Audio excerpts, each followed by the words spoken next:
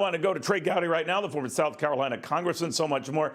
What do you think, Congressman? I mean, we're waiting a White House press briefing. This will no doubt come up, that the story itself might be a little specious. What do you think?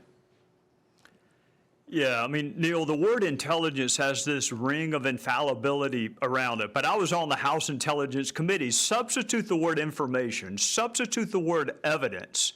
Is the information reliable? Has it been corroborated? What is the source of the information? You have human intelligence and you have signal intelligence. So which was it here?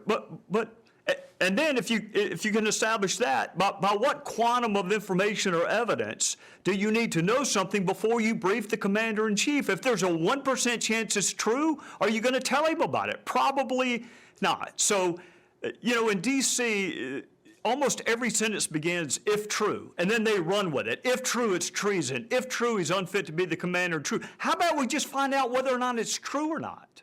Let's do that first. If it is, what do you do? You find out who your briefer is, and you figure out why the briefer did not think it was important enough to bring it to your attention. Here's what I can tell you.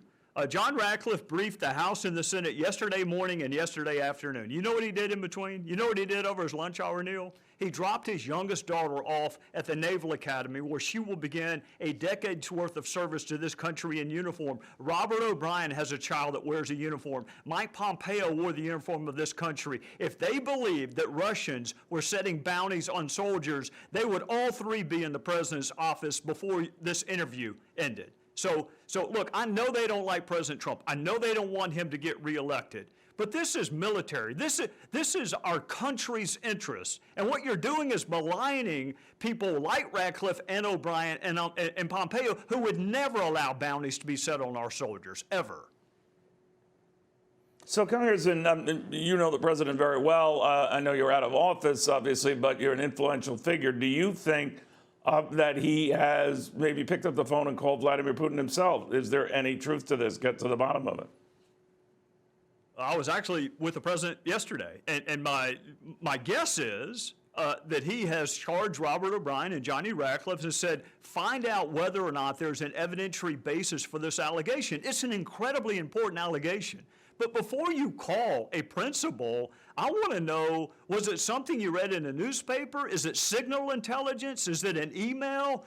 What is the source of this serious allegation about bounties? Because otherwise, I mean, if you're not armed with facts, if you're not armed with credible evidence, how's that conversation going to go? Are you doing it? No. Yet. We're not doing it. No. Do you think then, Congressman, that this is a hoax? The president just told our Blake Berman it's a hoax. Does it sound like a hoax to you?